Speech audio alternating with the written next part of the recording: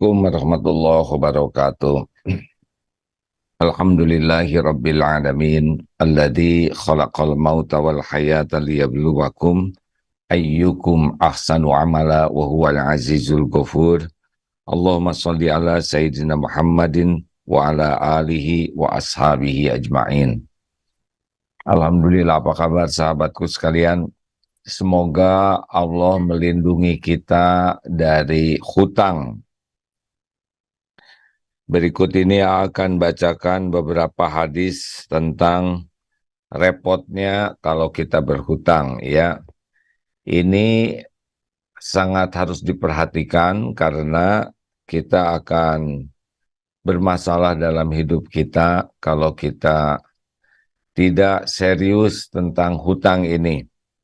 Bacakan beberapa hadis, ya. Siapa saja yang berhutang sedangkan dia tidak berniat melunasinya, maka ia akan bertemu Allah sebagai pencuri.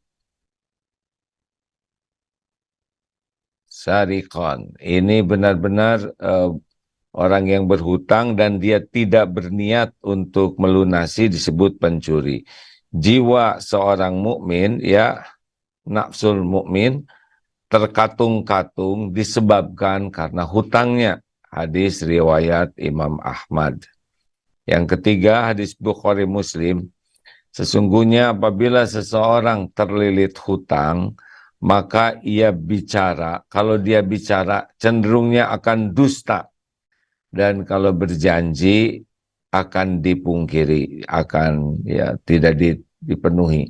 Jadi kalau orang sudah dililit hutang, pastilah tidak mau hutang terus-terusan, tetapi kalau sudah hutang kemungkinan berbicara bohongnya itu menjadi besar. Ketika ditagih, dia menjanjikan sesuatu yang ternyata dia sendiri tidak memenuhinya. Pendek kata, kalau orang berhutang, peluang untuk berbohongnya lebih besar dan peluang untuk berjanji yang tidak ditepatinya lebih besar. Kemudian dalam hadis Muslim, orang yang mati syahid diampuni seluruh dosanya illa daini, kecuali hutang. Jadi kalau orang mati syahid diampuni semua dosa kecuali hutang. Dan menunda-nunda pembayaran hutang padahal ia mampu adalah kezaliman. Tadi disebut pencuri, dalam hadis Bukhari Muslim disebut manusia zalim. Dan apabila man faraqar ruhul jasad, dan apabila telah berpisah ruh dari jasad atau meninggal, wa huwa bariun minas salasin, dan sedangkan dia terbebas dari tiga hal ini, al-kibr, yaitu sombong, wal ghulul, yaitu korupsi, ya seperti itulah diantaranya, wadain, dan hutang, dakhalal jannah, niscaya ia akan masuk surga. Hadis riwayat Imam Tirmizi dan Ibnu Majah. Jadi kalau seseorang meninggal dan dia terbebas dari kesombongan, dari yang ghulul, dari sejenis korupsi, mengambil yang bukan haknya dengan mengambil yang tidak halal lah, ya, dan dia bebas dari hutang. Nah, ini hutang itu mengganjal. Suatu saat Rasulullah SAW, ada sahabat yang meninggal. Lalu Rasulullah bukan bertanya dia sholat atau tidak, dia punya hutang atau tidak. Nah, ternyata punya hutang. Lalu Rasulullah mempersilahkan yang lain untuk menyolatkan, dan beliau tidak menyolatkan. Lalu para sahabat langsung bermusyawarah, ini hutangnya berapa, dan akhirnya para sahabat sepakat melunasi hutangnya dan Rasulullah menyolatkannya. Ini bukan berarti Rasulullah tidak mau menyolatkan, tetapi menjadi pelajaran bagi kita bahwa yang berhutang itu wafatnya juga Rasul tidak mau menyolatkannya, tapi yang lain menyolatkan. Ya, hanya pada waktu itu sahabat-sahabat membayarkan hutangnya sehingga lunas. Ini artinya jangan menggampangkan hutang, satu itu ya. Ada yang hutang kepepet, yang membuat kita tidak punya pilihan selain berhutang. Tapi ada juga yang hutangnya konsumtif. Yang sebetulnya tidak berhutang juga tidak ada masalah, tapi dia konsumtif. Ada yang hutangnya pinjam dengan cara yang hak, tapi ada yang berhutang tapi dia riba ya, kepada rentenir, kepada lembaga yang memang jelas-jelas riba. Ini berat nantinya ya, karena salah satu yang membuat seseorang menjadi tidak bahagia selain hutangnya juga ribanya. Nah, sahabat-sahabatku sekalian, kalau toh takdirnya nauzubillah ya sangat kepepet dan kita harus berhutang, maka pastikanlah dari awal kita jangan sampai hutang yang semata-mata hanya untuk memuaskan nafsu. Yang sebetulnya kalau tidak juga tidak apa-apa.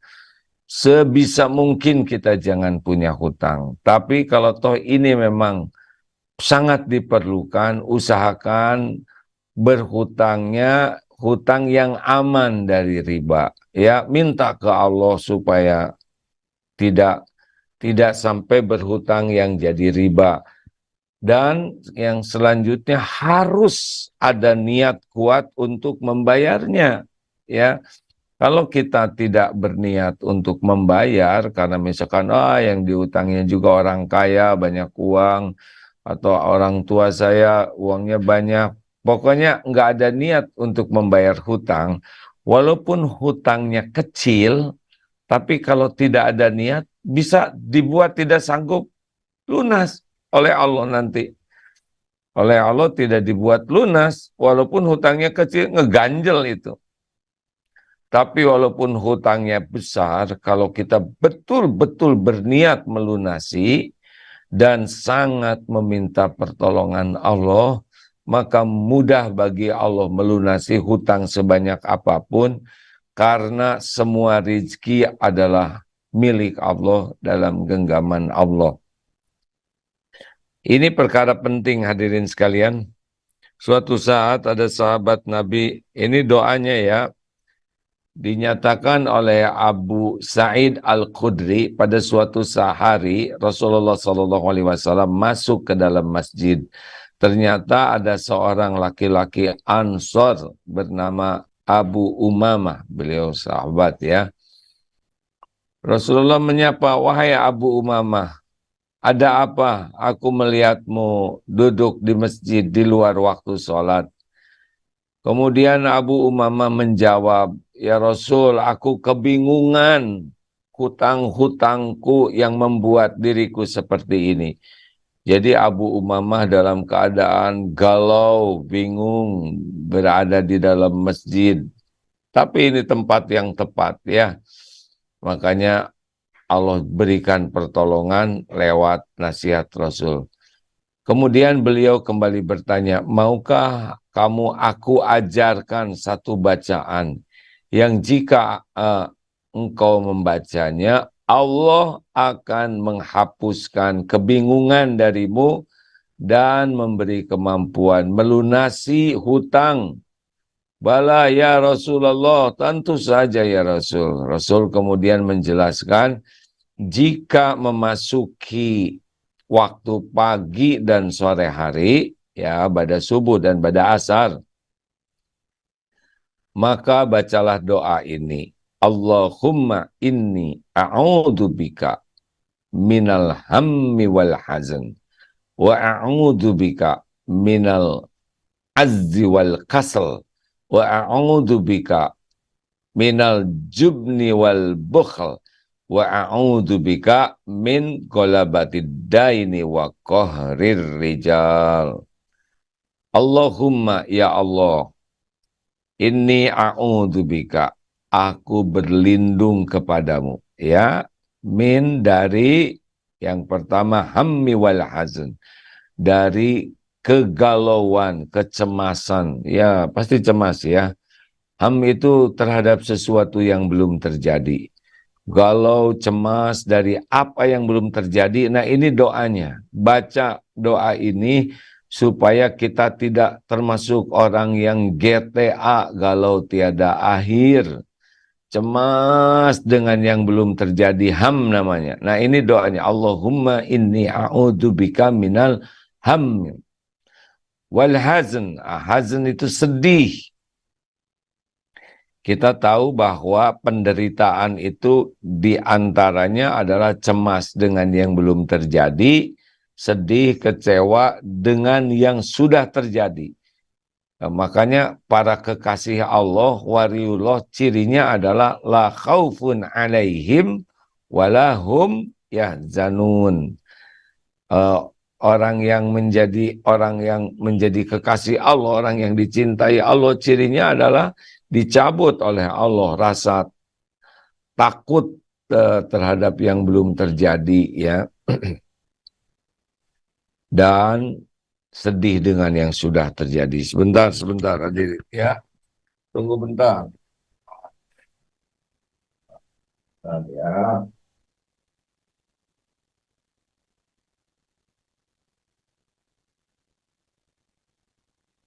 bentar.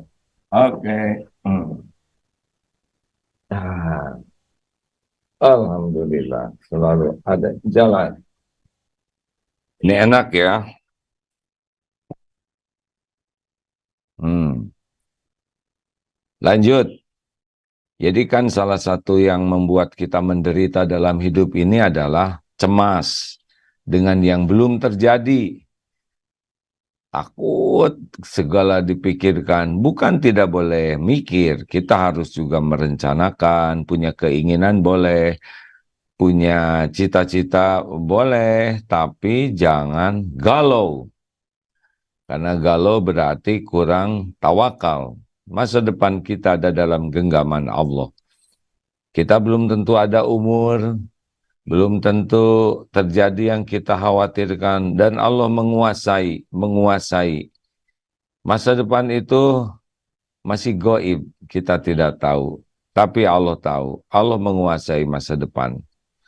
Kita harus menyempurnakan ikhtiar, doa, dan tawakal. Fa'idha azamta fatawakkal 'ala Allah. Orang yang stres dengan masa depan pasti kurang tawakal. Yang kedua, sedih dengan yang sudah terjadi. Ada orang yang hidupnya terbelenggu oleh masa lalu. Ini menderita. Ya, kita harus minta tolong kepada Allah menyikapi yang lalu supaya tidak merusak kehidupan kita. Lalu wa'udzubika minal ajzi wal kasal. Nah, ini aku berlindung kepadamu dari kelemahan dan kemalasan. Lemah itu berarti dia tidak mampu. Mau tapi tidak mampu. Lemah. Sedangkan kasal, malas, itu dia mampu tapi tidak mau. Nah, ada bedanya ya. Jadi kita harus benar-benar berlindung kepada kelemahan dan kemalasan. Karena boleh jadi kita tidak mendapatkan pertolongan Allah karena kita ya lemah tekadnya, lemah perjuangannya, tidak all out, kemudian kalah oleh kemalasan. Allah, Rasulullah menjanjikan hutang dibayar. Lihat, yang pertama dimintanya itu adalah stresnya dulu, minta dihilangkan. Yang kedua, kita minta dihilangkan kelemahan dan kemalasan kita. Coba ini hadirin, ini luar biasa doa ini ya, karena sangat boleh jadi kita lemah dan kita malas yang membuat kita terhalang dari lunasnya hutang. Ini penting ini. Kenapa tidak langsung saja, tapi ya begitu. Yang ketiga, yang kelima ya, minal jubni wal bukhal, dari pengecut, ketakutan, dan bakhil, kikir. Ternyata ini yang menjadi permintaan kita kepada Allah yang dicontohkan Rasul. Jadi kalau punya hutang, kita jangan, yang pertama harus hilang dulu galaunya dengan tawakal kepada Allah. Yang kedua, hilangkan sifat lemah, kita jadi orang yang bersemangat, yang rajin. Nah, ini yang ternyata yang jadi jalan lunasnya hutang. Kemudian syariatnya ya. Kemudian sifat pengecut, tidak berani memikul resiko, dan bakhil, kikir. Kenapa? Karena Allah sangat benci orang yang bakhil. Salah satu ciri orang bertakwa adalah alladzina yunfikuna fis-sarra'i wad-dharra. Orang yang senang berinfak dalam keadaan lapang dan sempit, itu yang mendatangkan pertolongan Allah. Tapi kalau kita bakhil, pelit, nah itu harus kita mohon pertolongan Allah dari kekikiran. Karena orang yang kikir itu ciri pecinta dunia, dan orang yang kikir itu bukan termasuk ahli takwa. Orang yang bertakwa itu adalah orang yang senang berinfak dalam keadaan lapang dan sempit. Ini penting nih sahabatku sekalian. Jadi jangan sampai kita luput dari kesungguhan untuk meminta tolong kepada Allah agar dicabut oleh Allah sifat pengecut, sifat takut, dan sifat yang bukan pemberani, dan juga supaya kita diberikan kemampuan oleh Allah untuk senang bersedekah lepas dari kebakilan ya. Dan selanjutnya adalah minta kepada Allah dari ghalabatid dain wa qahri rijal. Ya, aku berlindung kepadamu dari lilitan utang, baru minta supaya kita tidak berhutang. Kalaupun berhutang ya ditolong oleh Allah untuk melunasinya. Dan kita tahu bahwa kalau orang berhutang itu hidupnya terancam terus oleh orang yang berhutang, menghutangi ya. Oleh karena itulah doa ini sangat penting kita panjatkan supaya kita tidak berhutang. Kalaupun berhutang, kita diberi kemampuan untuk melunasinya. Memang menderita kalau berhutang. Nah, kalau kita menghutangi ya, kalau kita menghutangi seseorang, kita harus bersyukur kita yang bagian menghutangi, bukan bagian yang berhutang. Kalau disuruh milih, kita milih yang ngutangin lah daripada yang berhutang. Maka kita harus empati kepada orang yang berhutang.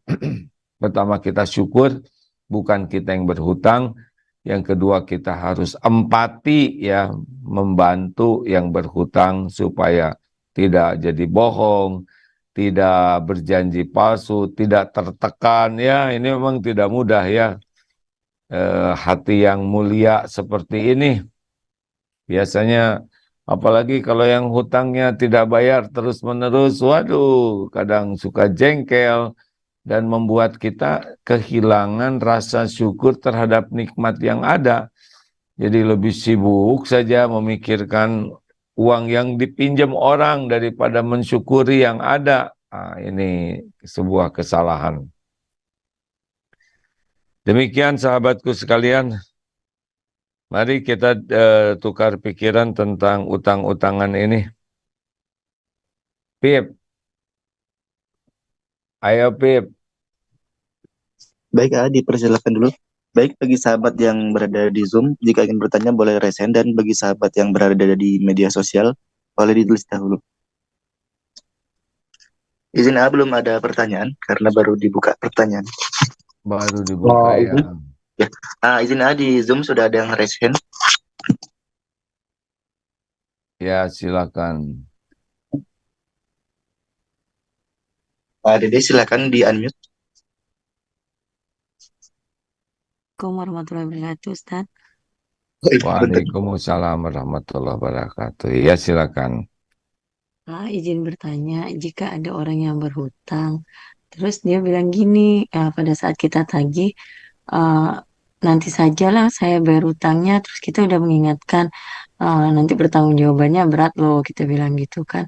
Nah, terus dia bilang gini, soalnya saya juga diutang lagi sama orang, nanti kita hitung-hitungannya di akhirat aja, kata dia bilang gitu. Saya Hmm. masih ada lebih kok, malah uang saya masih ada lebih. Itu gimana Ustadz hukumnya? Makasih Ya, Ustadz. beliau belum paham bahwa utang orang lain ke beliau dengan hutang beliau kepada kita itu urusannya berbeda. Ya, kita tidak ribet dengan hutang orang ke beliau, walaupun kita bisa bijaksana untuk menyikapinya. Tetapi beliau belum paham bahwa yang akan dituntut adalah beliau nanti. Ya, bagaimana menyikapinya? Pokoknya bicaranya baik-baik saja. Ya, kalaupun orangnya masih belum baik ke kita, kita tetap baik. Jangan sampai kita udah uang nggak ada, ketenangan tidak ada, akhlak kita juga jadi rusak. Jangan. Ya, silakan.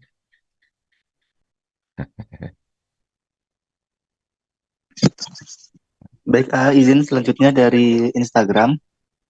Dari izin bertanya, dulu pernah dititipi uang untuk disampaikan ke orang, namun sampai sekarang belum ketemu orangnya. Gimana kalau begitu? Apa? Pernah dititipi uang untuk disampaikan ke seseorang, namun orangnya belum ketemu sampai sekarang. Jadi gimana? Oh, ya udah, kasihan.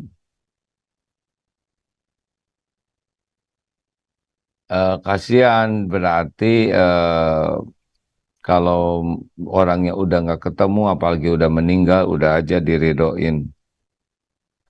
Ya, ridho. Gitu, ridho aja nggak apa-apa, nggak rugi. Kalau orangnya tidak ada, terus ahli warisnya nggak mampu, ya sudah dihalalkan saja. Daripada kita kepikiran, ngeganjel bagi orang. Nah, pokoknya kita mau berbuat baik aja nanti ditolong oleh Allah. Ya, silakan. Baik, masih dari Instagram. Assalamualaikum, Mau bertanya, kalau ada yang berhutang sudah bertahun-tahun, kita tagih susah sekali, padahal kita sedang butuh uang, Bagaimana penjelasannya kalau begitu?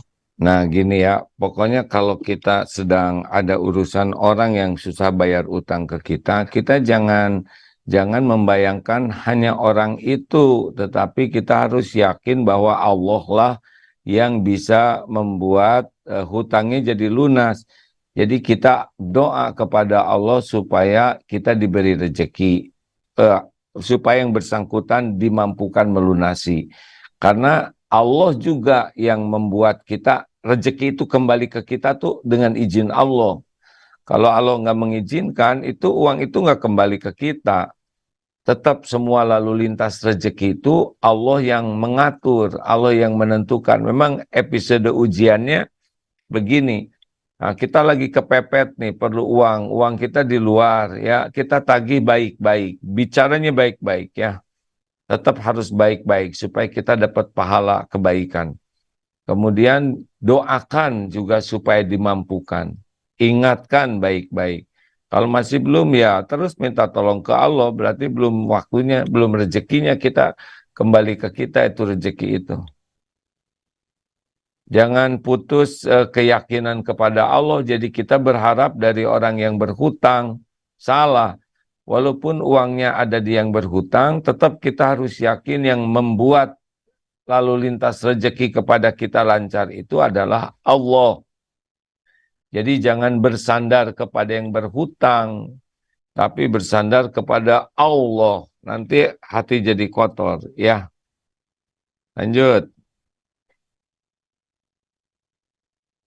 Oh iya, hari ini AA tugas dakwah di Masjid Al-Latif di Pasaraya mulai jam 9 dan bagian jam 10. Datang lebih awal lebih baik karena biasanya kalau datang belakangan ya ujiannya jadi di belakang duduknya. Silakan di Masjid Al-Latif Pasaraya Blok M Jakarta ya. Kalau hari Ahad nanti di Istiqlal. Kita kembali di Istiqlal. Bulan kemarin di Masjid Atin. Alhamdulillah, Masya Allah itu jamaah. Baru lihat lagi di Atin sesudah lama rame-rame di sana. Ya, silakan direncanakan ke Istiqlal. Kita akan membahas tentang bahagianya hidup di antaranya dengan menjaga lisan.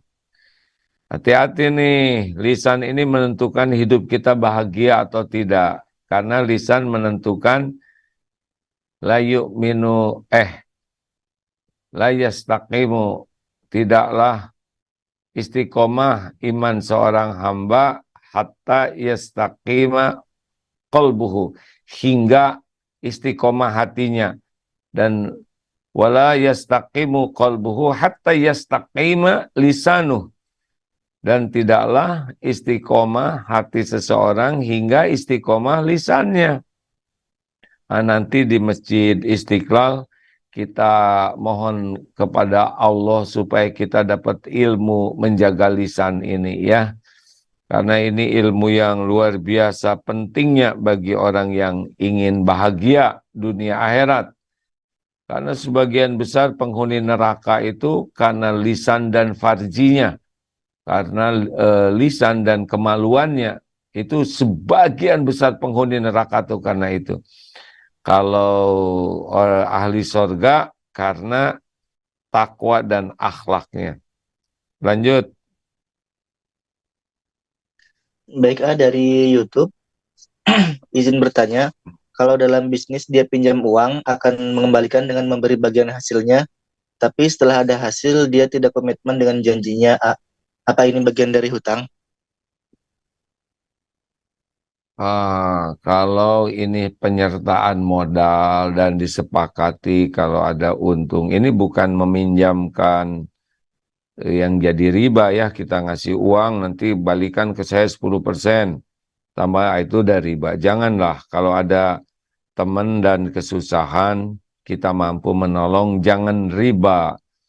Dan jangan ngarap-ngarap lebihan. Ya, tapi saya nggak untung dong, uang saya dipakai dan saya nanti nggak untung. Kata siapa nggak untung? Satu, untung bukan kita yang kepepet. Ayo. Yang kedua, untung kita bisa nolong orang. Itu udah untung. Orang lagi susah, terus pinjam ke kita, terus kita lagi leluasa, uangnya nggak kepake.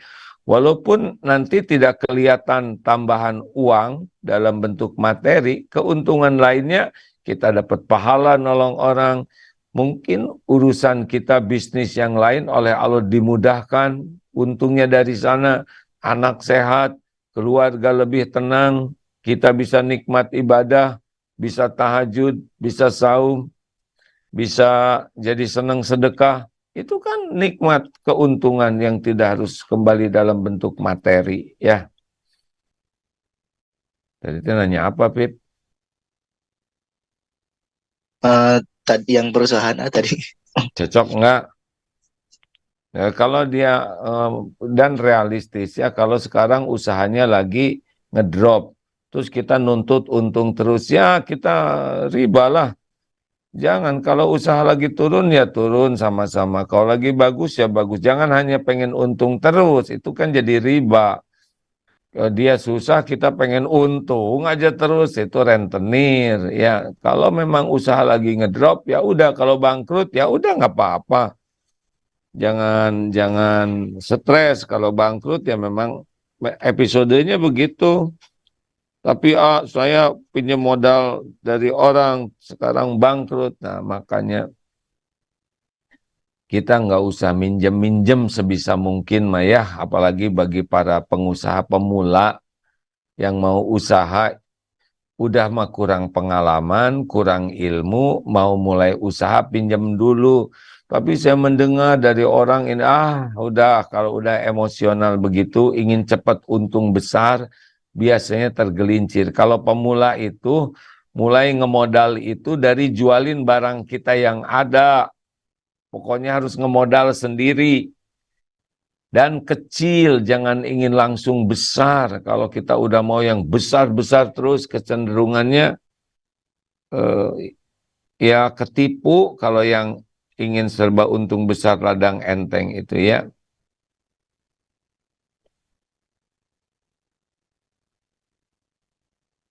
Silakan, Pip. Iya, baik, Kak. Kenapa nggak Selanjutnya, langsung bunyi? oh iya, punten, maaf. Hah? Dari, iya, punten, maaf.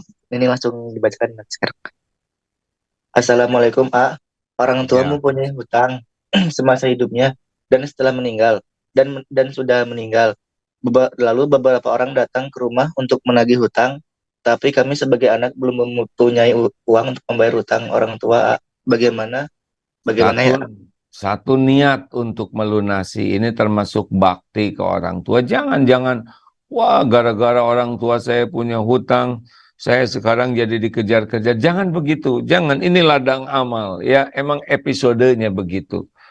Pokoknya harus ini orang tua saya harus jadi orang yang paling depan untuk membantu ibu bapak saya selamat. Jangan mengeluhkan hutang orang tua yang harus kita pikul. Jangan, karena ini ladang bakti kepada orang tua. Dari sinilah ujiannya. Tidak, tiap orang punya kapling takdir ujian masing-masing ya. Ada yang dari anak, dari pendamping hidup, lewat orang tua. Ridho, ya saya akan bayar hutang. Udah gitu minta ke Allah supaya dimampukan membayar. Karena tidak mungkin kita bisa bayar hutang. Tidak mungkin kita bisa bayar hutang kalau tidak dibayarkan oleh Allah. Satu-satunya yang menguasai rezeki itu hanyalah Allah. Kalau Allah tidak ngasih, nggak bisa. Kalau Allah ngasih, bisa. Begitu. Minta ke Allah. Doa yang banyak, ikhtiar yang sempurnakan. Allah nanti yang memberikan jalan ya. Tapi kalau sudah kecewa, marah-marah, berpikir jelek ke orang tua, kemudian tidak ada niat, kemudian tidak berdoa minta tolong, kemudian tidak sungguh-sungguh, ya nggak bisa. Karena walladzina jahadu fina lanahdiyannahum subulana. Dan orang-orang yang bersungguh-sungguh mencari keridhaan Allah, Allah lebih sungguh-sungguh lagi menunjukkan jalan-jalannya. Ya, lanjut. Baik, A. Selanjutnya, Assalamualaikum, A. Bagaimana tipsnya ya agar berani menagih hutang kepada saudara yang sudah bertahun-tahun belum bayar, A, dan nambah terus hutangnya, A. Soalnya biasanya yang berhutang suka lebih galak, A, daripada yang dihutangin. Tadi udah dikasih tahu. Satu, kita harus bersyukur, bukan kita yang ngutang. Yang kedua, kita harus bantu dengan perkataan yang baik dan doa supaya walaupun menjengkelkan, tetap kita harus jadi orang baik. Karena apa?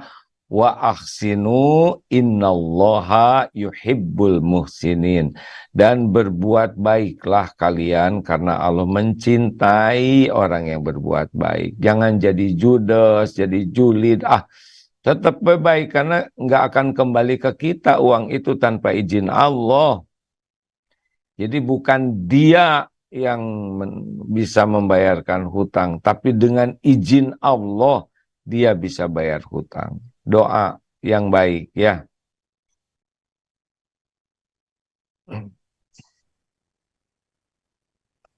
Baik, A. Selanjutnya dari Instagram. Oh, ini. Assalamualaikum, Ustadz. Jika ada orang yang gaya hidupnya melebihi kemampuan, tetapi memohon untuk meminjam hutang, alasannya untuk makan, saya harus bagaimana ya, A? Ya harus realistis kita melihatnya ya. Misal orang ini asalnya mampu, tapi tiba-tiba ada masalah, terus dia berusaha jual aset, belum laku. Tapi dia memang hariannya sangat perlu untuk makan. Dia bantulah kalau memang faktanya beliau sedang berusaha mengatasi, kan ada yang tiba-tiba darurat, berusaha jual ini, jual itu, belum laku, tapi kan makan harus tiap hari. Nah, tetapi kalau memang faktanya dia punya atau apa dan hanya senang nyandar, tidak menyempurnakan ikhtiar, kita bantu, ayo kita bantu jualkan ini. Ini silakan pakai dulu buat makan sambil kita jual ini. Ini termasuk mendidik juga supaya orang tidak menggampangkan berhutang ya. Itu ada sepeda, ayo sambil kita jual, udah saya beli aja sepedanya. Misal, kalau sepeda itu sepeda yang bukan sepeda buat kerja, bukan buat cari nafkah, ya jangan diambil pancingnya kalau memang itu untuk mendapatkan ikan. Tapi kalau itu konsumtif, barang-barang yang tidak terpakai, tapi bisa menjadi jalan, nah kita bantu. Udah saya beli aja ini sepedanya, jaketnya, apa yang kira-kira bisa membuat izahnya terjaga. Beliau tidak berhutang, tapi beliau tetap dapat buat makan. Idealnya mungkin gitu ya. Perasaan asal lama sekarang, Pip. Selamat ya, Pip. Iya, tadi baru mulai eh, ceramahnya tadi 20 menit, Kak. Jadi pertanyaannya lama. Oh, iya, iya, iya. Silakan.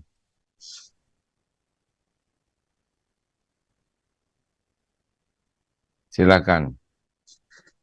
Eh, ya, baik, Kak, sedang dipilihkan.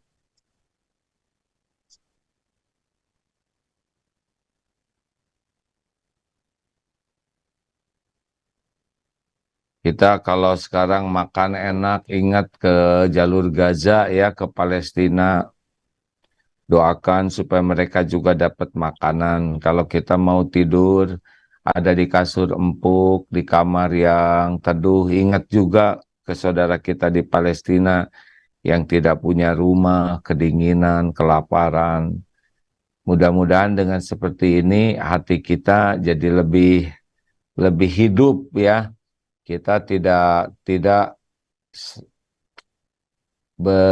berbahagia di atas penderitaan orang, walaupun kita tidak merugikan orang lain, tapi setidaknya adalah empati kita. Makanya kalau kita yang punya medsos, sedang makan enak ya, tidak harus selalu diposting makanan enak itu di medsos yang umum.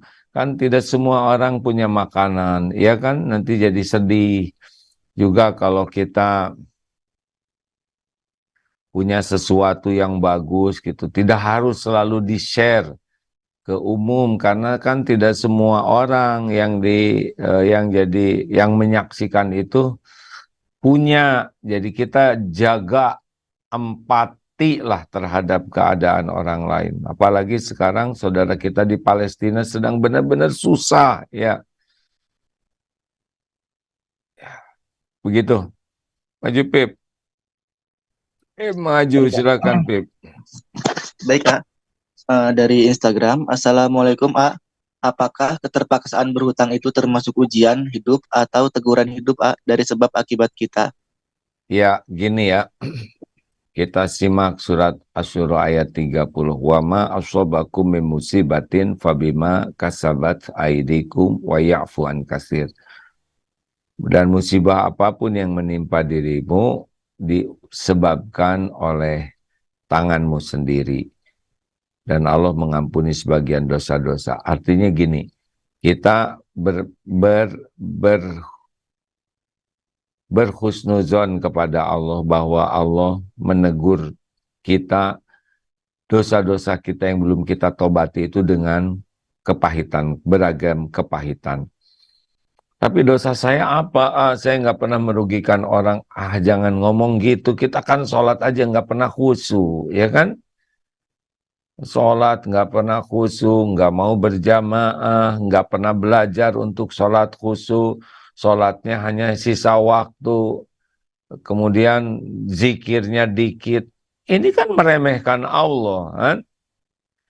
Jangan merasa tidak punya dosa, tapi saya sudah sedekah. Sedekah lakukan, zakat bayar tidak. Benar perhitungan zakatnya tidak. Itu kan dosa. itu ngundang musibah, pasti mengundang musibah bagi kita, ya.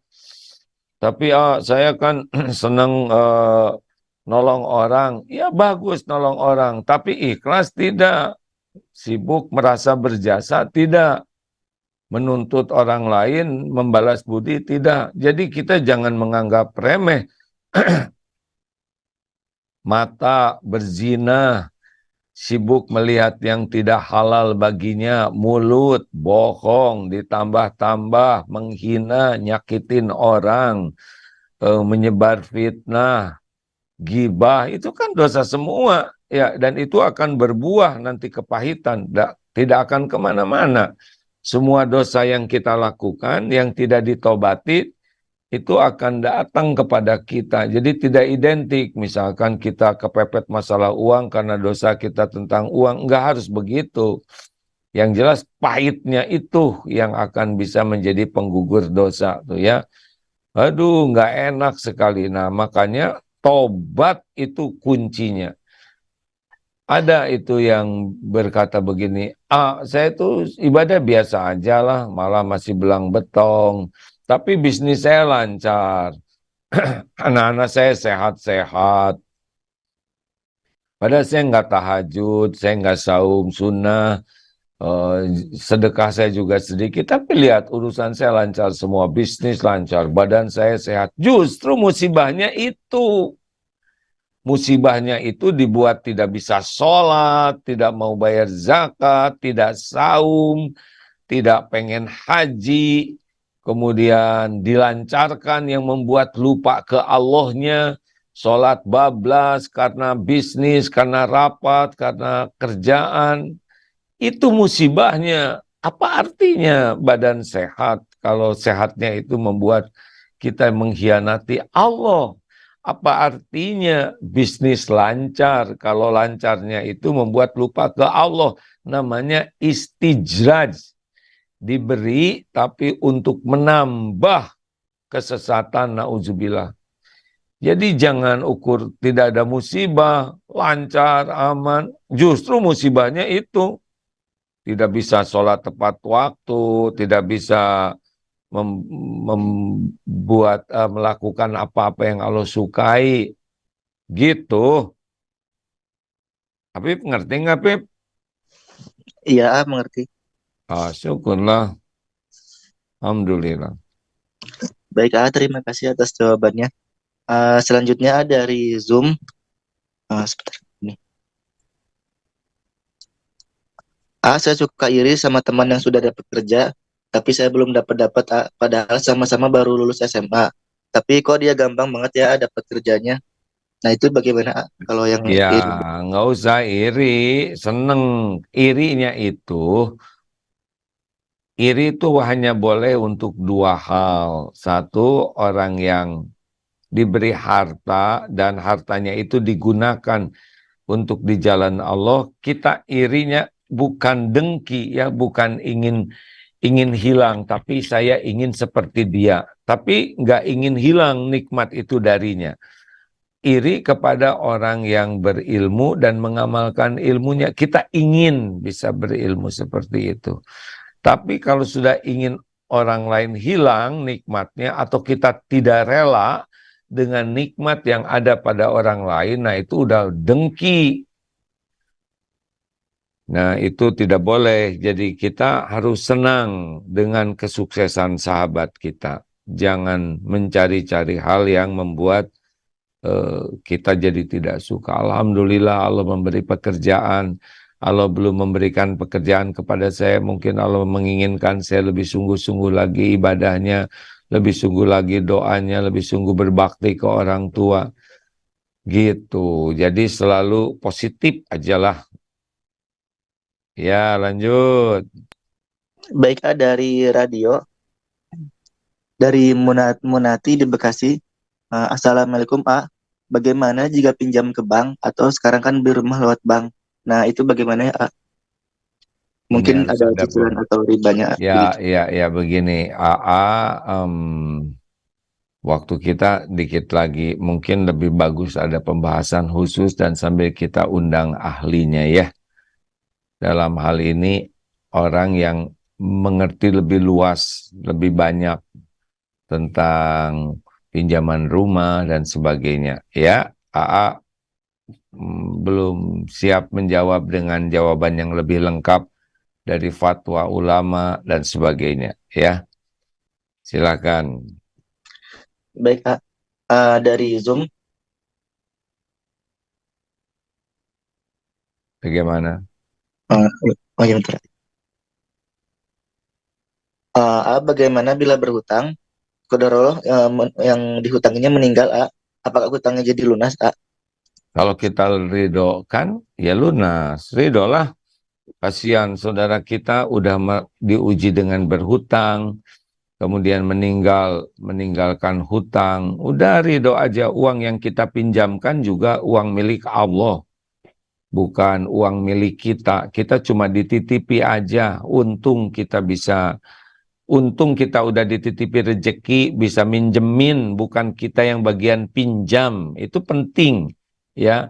Jadi yang dipinjamkan tuh bukan uang saya, tapi uang milik Allah. Dan kita fokus untuk mensyukuri yang ada. Kalau memang bisa dihalalkan, halalkan aja. Begitu ya. Tapi gimana, ada uangnya juga nggak ada. Jangan stres mikirin uang yang nggak ada ya. Eh, tapi kalau yang meninggalnya yang memberi hutang, bagaimana? Ah, memberi hutang. Men- yang meninggalnya yang memberi hutangnya, Oh, yang hutang tetap loh. Di sisi Allah hutang dia harus bayar ke keluarganya, ke ahli warisnya. berarti berayar ke ahli warisnya, baik. Iya, kalau misalkan Apip minjemin hutang ke AA, hutang ke Apip gitu ya. Terus Apip meninggal duluan, ya tetap hutang, nanti bayar ke orang tua, ke istri Apip, ke siapa. Ya, udah. Iya, Stres Pip, kita ngomongin utang terus dari tadi. baik, bagi sahabat yang ingin bertanya, boleh bertanya dengan tema yang lain. Jadi insya Allah nanti sekali lagi kajiannya di Al-Latif. Bukan Al-Latif Australia, di Al-Latif Pasaraya ya. Kemudian hari Ahad di Masjid Istiqlal. Direncanakan dengan baik, niat dari sekarang. Jangan ragu mengeluarkan ongkos karena itu dana sabilillah. Yang punya kendaraan ajak yang lain, jangan kosong ya. Bonceng yang memungkinkan dibonceng dan tidak jadi dosa. Kemudian yang punya mobil, ya bagus berangkat, penuhi dengan ajak tetangga. Siapa tahu yang diajak jadi lebih dekat kepada Allah, syariatnya lewat kita. Sekali lagi terima kasih sahabatku yang baik. Mungkin ada dari Darul Tauhid pengumuman-pengumuman, silakan ya. Ingat terus ke saudara kita di Palestina, tiap sujud berikan doa. Kenapa sujud salat fardu, sujud selain kita subhana rabbiyal a'la, juga doa. Dan tetap kita sing-singkan, jangan merasa sekali sudah cukup, kemarin nyumbang, terus ada kesempatan sumbang lagi. Karena rezeki kita adalah kita bisa membantu menolong saudara-saudara kita. Semoga Allah yang maha baik melindungi saudara kita. Allahumma arham muslimin wal muslimat fi Palestin. Allahumma ansur mujahidin ikhwanana fi Palestin. Duhai Allah, wahai yang menyaksikan segala-galanya, yang menguasai, menggenggam, menentukan segalanya. Kuatkan iman saudara-saudara kami, ya Allah. Teguhkan keyakinannya, sempurnakan keimanannya, ya Allah. Hujamkan hati yang tenang, tentram, sakinah, menghadapi situasi apapun. Limpahi dengan kesabaran yang sempurna. Hati yang ridho dengan takdir ini. Dan berikan kekuatan, ya Allah, agar bisa berjuang mengalahkan kaum zalimin. Engkaulah satu-satunya pemberi kekuatan, ya Allah. Engkau pemberi keselamatan, Engkau yang mencukupi rizki, Engkau yang menenteramkan jiwa. Engkau yang menghilangkan semua penderitaan. Ya Allah, hanya Engkau lah. Hasbunallah wa ni'mal wakil, ni'mal maula wa ni'man nasir. Jadikan setiap yang wafat Engkau ampuni dosanya, Engkau lunasi hutangnya, dan Engkau jadikan syuhada. Jadikan ya Allah yang sakit, yang dalam kepahitan, betul-betul Engkau sempurnakan ampunanmu dan pahalanya. Ya Allah, bebaskan Masjidil Aqsa dari kaum Zionis, ya Arhamar Rahimin. Ya Allah, bangsa Israel adalah bangsa yang ada dalam genggamanmu, kekuasaanmu. Cerai-beraikan kekuatannya, ya Allah, mudah bagimu. Luluh lantakan kemampuannya, berikut semua pendukungnya, ya Allah. Tampakkan cahaya iman dari kaum muslimin di Gaza yang bisa menjadi hidayah bagi hamba-hambamu di dunia ini, ya Allah. Tampakkan hebatnya orang beriman, mulianya orang yang beriman. Jadikan jalan hidayah, ya Allah, bagi sebanyak-banyaknya hambamu. Doa yang memberi hikmah, Allahumma ftah lana hikmataka wansur alaina rahmataka ya dzal jalali wal ikram. Bukakan hikmah dari semua kejadian ini. Ya Allah, mampukan kami berbuat sesuatu, ya Rabb. Mampukan kami ikut berjuang, ya Allah. Bimbing kami agar kami menjadi hamba yang terlibat dalam urusan agamamu ini. Ya Allah, ya Hayyu, ya Qayyum, birahmatika nastaghits. Allahumma ya Karim, menangkan kaum beriman atas kaum zalimin, kafirin, fasikin, ya Arhamar Rahimin. Rabbana atina min ladunka rahmah wa hayyi lana min amrina rasyad. Taqabbal minna ya Karim, innaka antas samiul alim. Sallallahu alaihi sayyidina Muhammad. Ingat ya, ujian kita di negeri kita ini lebih bahaya dibanding ujian di jalur Gaza. Di sini kita banyak kemudahan, kelapangan, kenyamanan yang membuat kita lupa kepada Allah. Bahkan membuat kita kufur nikmat dan mengkhianati Allah. Jangan lupa kita diuji dengan ujian yang lebih berat, yaitu kenyamanan, kemudahan, kelapangan. Sedang saudara kita ini benar-benar oleh Allah diuji dengan yang membuatnya semakin dekat dengan Allah. Mudah-mudahan kita bisa mensyukuri keadaan kita dan mendoakan serta berbuat baik bagi saudara kita di sana, ya. Terima kasih sahabatku yang baik. Subhanakallahumma bihamdik, asyhadu alla ilaha illa anta, astaghfiruka wa atubu ilaik. Assalamualaikum warahmatullahi wabarakatuh.